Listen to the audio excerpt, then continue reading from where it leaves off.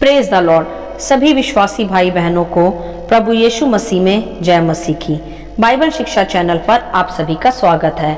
हमारे इस चैनल को देखने के लिए आप चैनल को सब्सक्राइब करें और बेल आइकन के ऑल बटन को जरूर दबाएं, तभी आपको हमारी आने वाली हर वीडियो का नोटिफिकेशन मिलता रहेगा। आज मैं आपके लिए बाइबल की पुस्तक से मरियम मगदलीनी के समर्पण के विषय एक गहरा अध्ययन लेकर आई हूँ, जिसे आज हम सभी विश्वासियों के लिए सीखना आवश्यक है। तो चलिए भाइयों बहनों, वीडियो स्टार्ट करते हैं।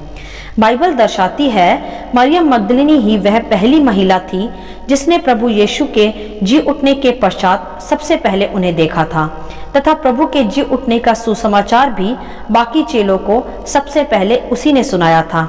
जैसा कि लिखा है मरकुस अध्याय 16 के वचन 10 में कि उसने जाकर यीशु के साथियों को जो शोक में डूबे हुए थे और रो रहे थे समाचार दिया। तो यहाँ ही इस वचन में स्पष्ट हो जाता है कि एक महिला ने ही सर्वप्रथम यीशु के जी उठने का सुसमाचार शोक में पीड़ा में डूबे उसके चेलों को दिया था।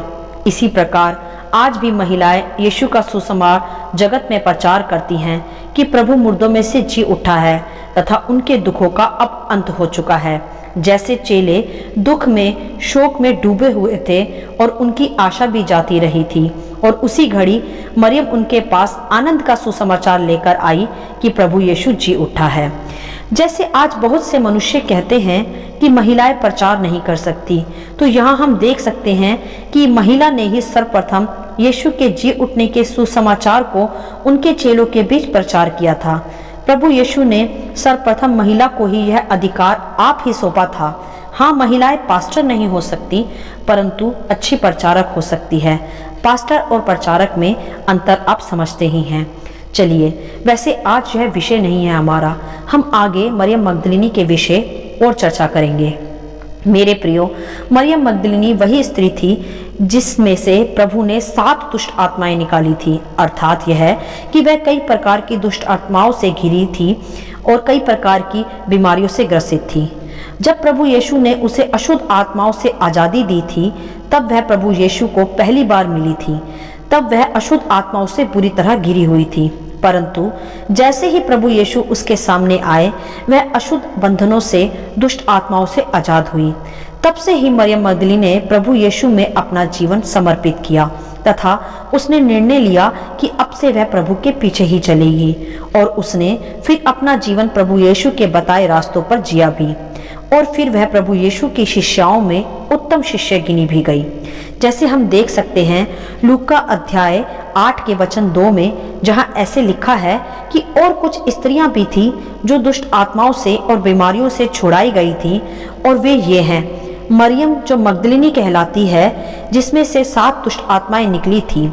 यहाँ सर्वप्रथम मरियम का ही नाम आप देख सकते हैं, क्योंकि स्त्रियों में उत्तम शिष्या मरियम मगदलीनी ही कहलाई गई थी। और आगे लिखा है कि वह अपनी संपत्ति से भी प्रभु की सेवा करती थी।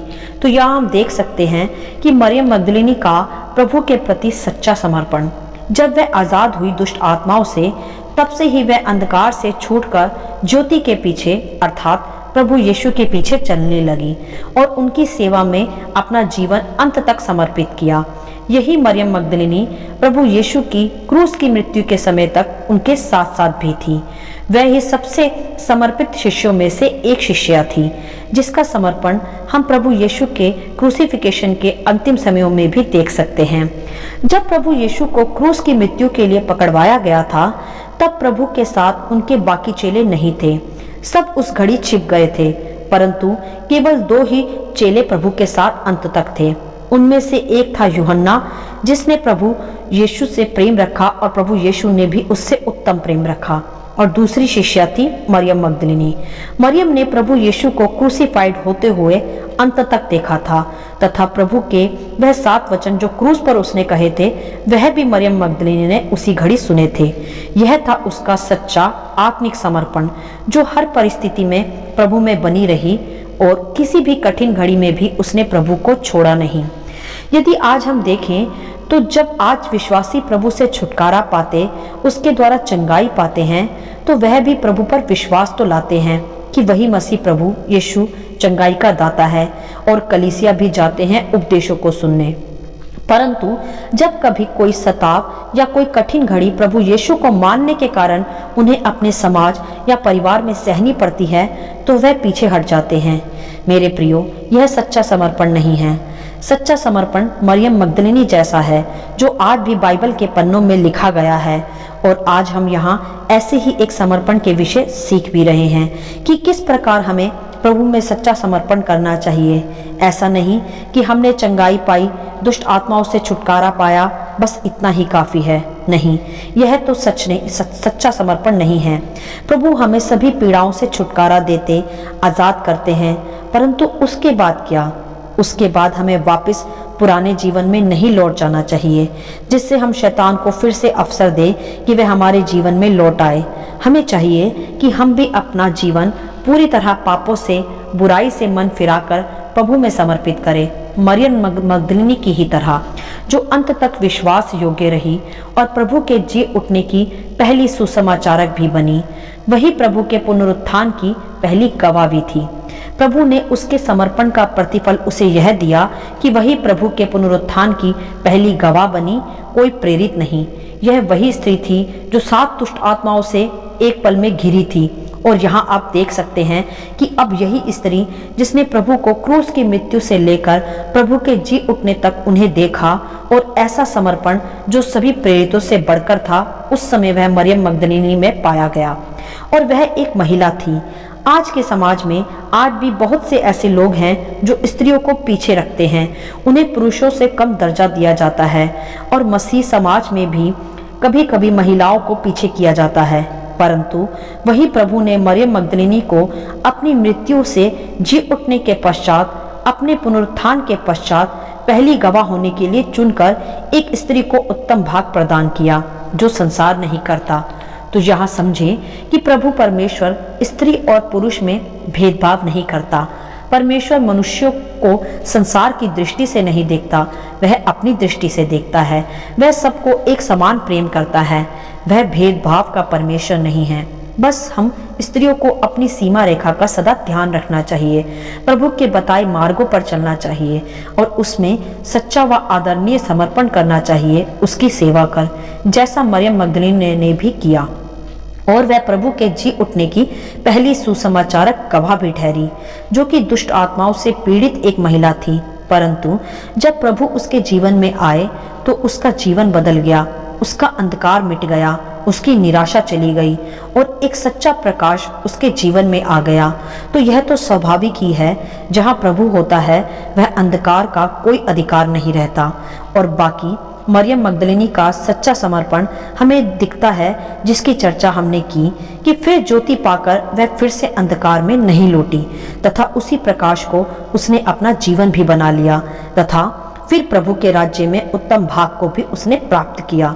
तो यही आज हमें भी सीखना व समझना आवश्यक है कि हमें भी प्रभु में आके छुटकारा पाके अंधकार से निकलकर फिर से बुराई में नहीं लौटना, वरन प्रभु में ही सच्चा समर्पण कर उसी में अपना जीवन जीना है, तथा अंत तक विश्वास योग्य बने रहना है।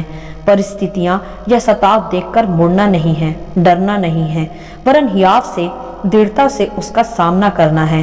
तभी हम प्रभु के सच्चे व जीवित गवाह ठहरेंगे पृथ्वी की आखिरी छोर तक। हालेलुया। और प्रभु के राज्य में भी एक उत्तम भाग को फिर हम प्राप्त करते जाएंगे, जैसा मरियम मगदलिनी ने भी पाया।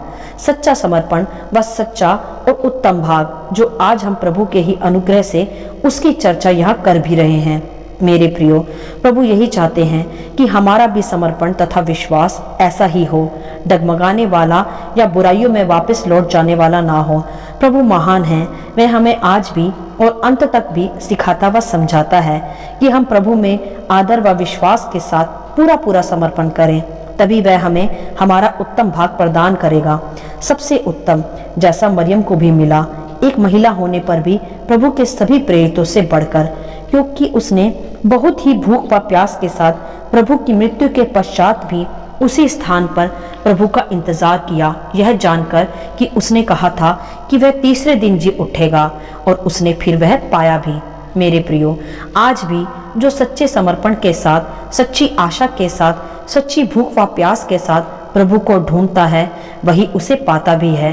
क्योंकि वचन भी ऐसा कहता है कि ढूंढोगे तो पाओगे। जैसे मरियम मगदलीन ने भी प्रभु को पाया, पुनरुत्थान के पश्चात सर्वप्रथम परमेश्वर को देखने वाली वह एकमात्र महिला बनी, और जिसकी चर्चा बाइबल में की गई है कि हम उसके सच्चे समर्पण व विश्वास से आज सीख पाएं कि वह किस प्रकार अंधकार से ज्योति में आई और फिर उस ज्योति में अंत तक बनी भी रही, और प्रभु यीशु मसीह की प्रिय शिष्यों में सर्वप्रथम वह गिनी गई। हमें भी ऐसा ही समर्पण और ऐसा ही विश्वास अंत तक प्रभु में बनाए रखना है। यही प्रभु आज हमें सिखाते हैं। हालेलुया। आशा करती हूँ इन वचनों का संक्षिप्त विवरण आप सभी को समझ में आया होगा।